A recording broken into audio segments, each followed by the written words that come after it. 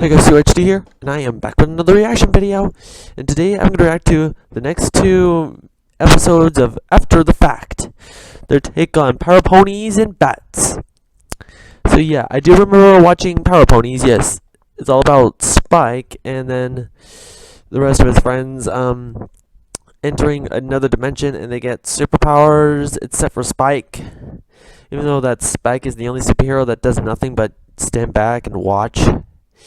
And then he does something to like save their lives from that evil, well, I forgot what the villain's name is, but yeah. So let's go ahead and get this started, see what Silver-Quill thinks of this episode. Let me turn it down a little. Starting this in 3, 2, 1, go. A superheroine episode, huh? Well, best get into the spirit.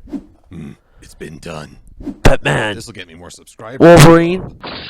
Oh, that hurts so much. Why does he do that all the time?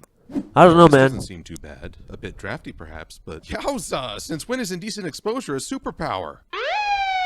Oh, okay. I swear, officers, I didn't know this would happen. Oh, we don't care about that whole Summer of Love look. We're here because of your last video. What? Last video? What do you do? You're under arrest for violating the rule of threes and bad slapstick. Dang, tough crowd.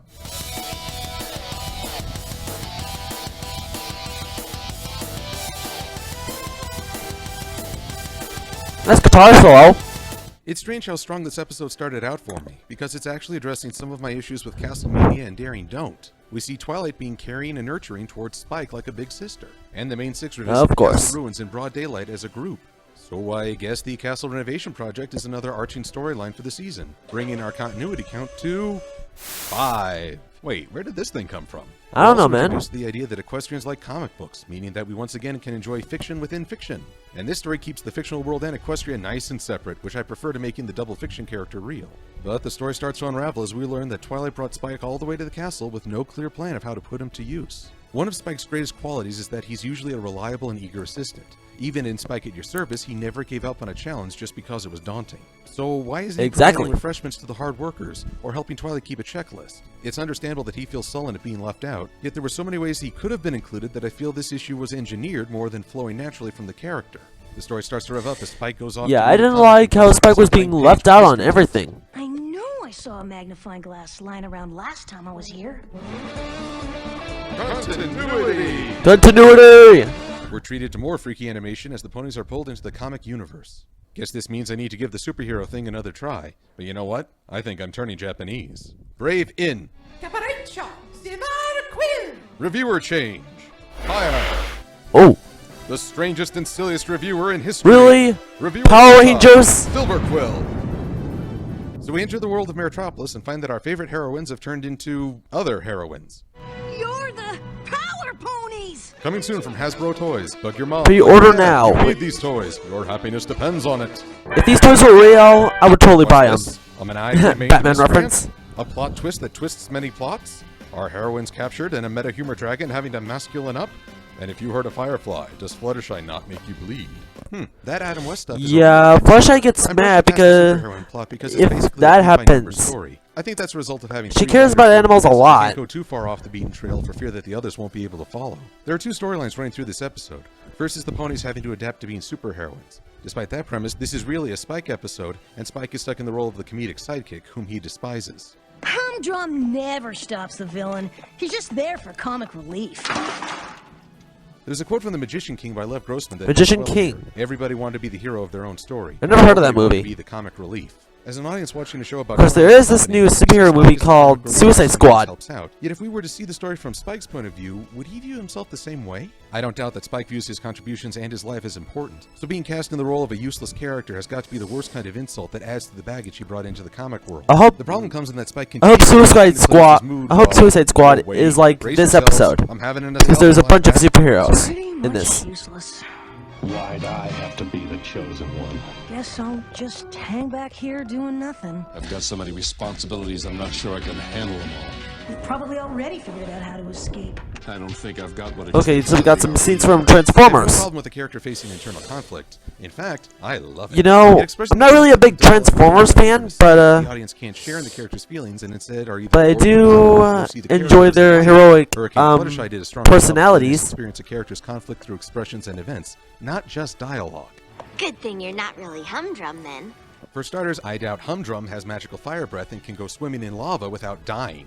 As for the ponies' respective powers, they match for the most part. Rainbow Dash can control the weather, like she usually does. Applejack has a magic lasso, as opposed to her usual variety. Pinkie Pie can run super fast, which may be slower than her fourth wall breaking powers. And Rarity can now create without relying on cloth and needle. So the ponies are still doing what they're good at, yet they have to go about it in a different way. The only exception to this is Twilight. Her power is firing beams from her horn, and I can't believe that she's having trouble with that. Just turn the villain's mane into an orange and call it a day. There's a fun headcanon running Really? around with the character Twilight You had to represents make the that. What about ponies, the Discord North Horn. reference? I support the idea of limited spells. If it were Oh, true, wait, this is then released it's a unicorn, before then to that a episode. pony, then to an alicorn, and then to a Pegasus. I had no idea she was so multicultural. And then there's the Maniac. I got a kick out of this villain. It's amazing how much is forgiven a comic book character, especially when it takes after Silver Age villains. The maniacal laughter, the absurd plan, the way she chews the scenery and delights in her evilness. This is a character who has fun being the bad guy, and I can't help but join in. So it's strange. You to know, me this that villain she's a should be better in and more another relevant episode character than in Alice season Silver, 6. whose motives and backstory are completely unknown. Is she more Like, fun than maybe Discord? before the show ends. No, but she's a better villain than some characters because she knows how to keep her opponents under guard and immobile. The climactic battle of the episode was pretty fun. Every pony got to show off her power, including Fluttershy. Though I do take issue with how she was able to Hulk out. Her friends were nearly injured or killed. Yet she Yeah, only gets thank mad God over that a firefly. Firefly was here to We've seen save the Fluttershy day become angry when her friends were and threatened. sacrificed herself for Fluttershy. Humor, but the disconnect is keeping me from laughing. And then Fluttershy saves herself. It's cool. It's cool. That said, I'd been looking forward to this transformation and it didn't disappoint. Fluttershy smash! Which was pretty You know, I should have used Basecamp for this episode. Otherwise, I would totally bring out my superhero costume. Of course, the only superhero costume that I have is Spider-Man. Oh, okay. We've got both biceps blushing. You know, her cutie mark is butterfly. Yeah, why? I guess blocking is my Oh super. God, why? With the Maniac's defeat, the ponies. That's like fight the first for time Spike I've reveals seen the both magic biceps comic blush. in the Canterlot store, thereby explaining everything. I mean, he away never from the blushes. joke. He never blushes, Kidding me? like on the show. Either the Equestrian Health and Safety Department dropped the ball, or ponies have a pretty sick idea of entertainment. And given the kind of thing Celestia kept on hand for fun, I'm thinking it's the latter. This episode produces such a strange feeling. There's fun and lighthearted action all around, and it manages to improve on some of the shortcomings of other episodes. Yet, after all is said and done, I don't feel any strong reaction, good or bad. It was nice to see Spike depicted as something other than a selfish fool, yet he didn't become any more real to me as a character. In the end, this episode leaves me feeling hollow, which in some ways is even worse than being bad. Still, not a complete loss. I found that comic book shop. Yeah, my guts became hollow when I saw that comic book disappear. Poop. Oh, I hate now we this got comic book Spider-Man. Fury of 1,000 Suns. I can give you your freedom. Yet in exchange you must give. Whoa, whoa! Oh, but I love Diamond Tiara ever so much. But if there's No, no other no. way, I guess we Get her out of the way. Excellent. Sorry about this, kiddo, but let's face it, you were gonna go to hell sooner or later. Toodles! Hey, wait a minute. Yeah. Yeah, leave her over there with him.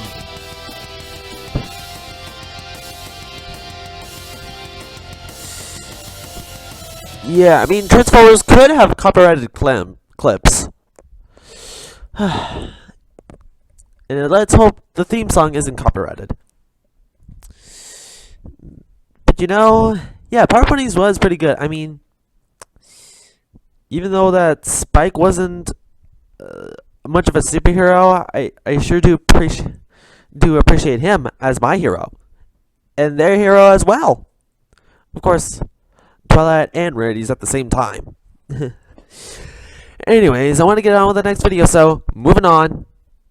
Okay, I'm back, and I've got, after the fact, bats. So, yes, that episode, bats. I've seen bats, yeah. It was actually a pretty good episode.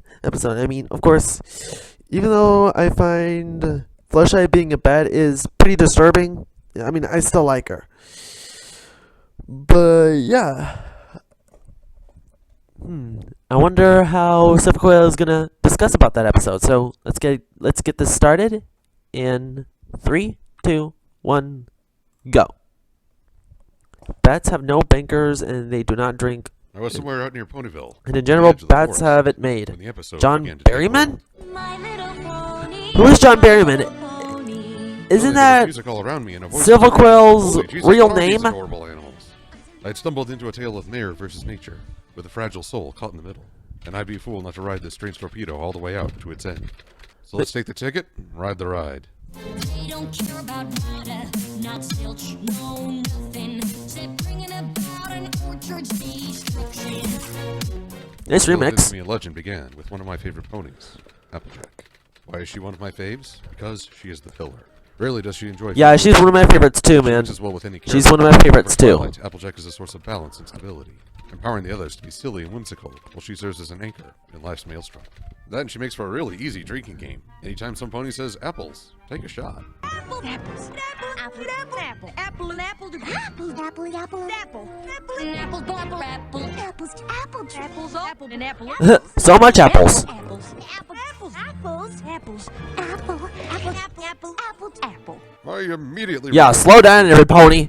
Oh, But all was not well on the smallest slice of way to go, ponies! You just got Silver-Quill drunk on apples. Ended when she realized she had an infestation. But these aren't just your everyday, ordinary fruit bats. We can't frolic here. This is bat country.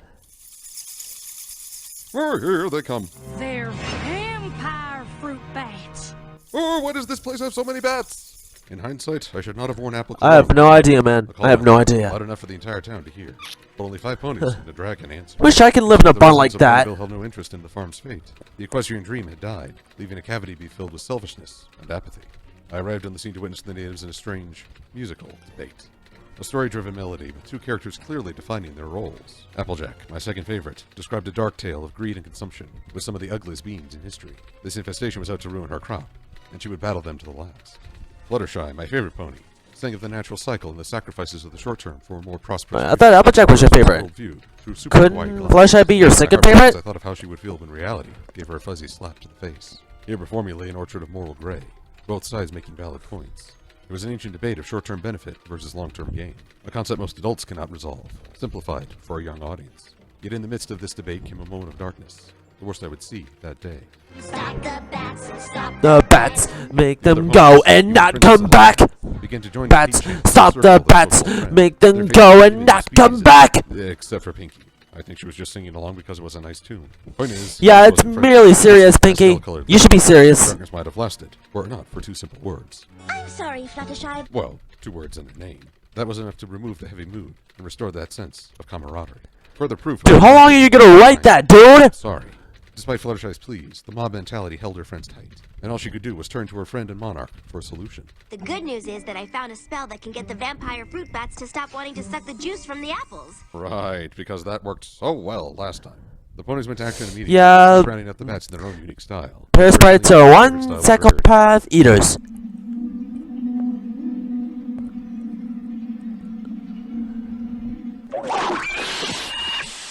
Oh, get it away before she has a chest burster! I have finally You know, decided if I so, want to look at these if bats some after pony they tried were to trying make to me dive catch off. a bat, Never I'd be before like, had I seen heck such to the no. Even crop decimating swarms in Equestria usually carried a certain cuteness and Whoa. charm. Even pony-eating hydras were kind of funny. I mean, the first creatures that sorry about that. I do remember the parasites. as selfish as Applejack's depiction, yet far more intimidating than Fluttershy's dream. And I felt a certain respect for these beings, dark and ugly in a world of pastel cuteness. Princess Twilight's solution lay entwined with the very fabric of their being. I had to ponder why the most magical pony would abuse her abilities in this way. Where could she have gotten the inspiration of using magic as a shortcut? And who could have set such a poor example for a young mind? Alas, the answer is shrouded in mystery. But if we don't do this, there won't be any apples left for any pony here in Ponyville. And suddenly, I wondered about Yeah, the nature of these I ponies. feel you, Twilight. These I feel archetypes you. of weather, these I mean, shepherds I like of light. apples. Had they at last given in to their own hubris and trespassed in God's Pretend if someone announced that apples never existed anymore. What? You're blaming ponies that Yeah, aren't I'd in be this upset episode, too. calling the main 6 a lynch mob, and went from 0 to God complex in 3 seconds. They are altering a living being's nature for their own convenience. How is that not a God complex? They're looking I don't know, for a man. quick I don't solution know. In a world where magic is an option. You're assigning way too much meaning to one act in a kid's show. Oh, people always use that excuse. It's used as an excuse for bad writing. This is not bad writing. Don't bother citing message boards. Oh, sure, name calling. Applejack and Reddy are watching. Too. God complex or no, the ponies continue to pressure Fluttershy, urging her to abandon her morals and use the stare on the bats. One might wonder why she is caving into group pressure after remaining firm and keep calm and flutter on. Yet there, she was I given a know. task by the highest authority. Here, she's asking her friend to suffer. This quarter is one shortage psychopath with mother the bucket. hope of healthier crop. Again, a surprisingly mature topic in a kid's cartoon. And the spell seemed to work. The vampire fruit bats were no longer interested in eating, thereby condemning them to starvation. I think we skipped a step in this plan. And after a night of Is the lament bats and music horrors playing? that I'd rather not revisit, I can barely hear it. Oh, I returned to Sweet Apple. no! to see how the Get that harvest- pedophile away. The spell didn't work. I, for one, am only 30% shocked. Yet the bats remained under Twilight's sway. leading Yeah, and the ponies to reason suspect why the undead spell to didn't be work confident is in the because plan. A stakeout. High above in Canterlot, Princess Luna was preparing to it's stand watch because over they the turned steps Fluttershy into a and bat. battle owl bears in the night. Princess Celestia bedded down to rest before intense negotiations with the Griffin Kingdom. In the Crystal Empire, Princess Cadence sat weary after a day of helping her subjects prepare for the Equestrian Games. And in Ponyville, Princess Twilight Sparkle was camping out in an orchard to catch an apple thief. And who should this thief be but a horribly transformed Fluttershy? Flutterbat!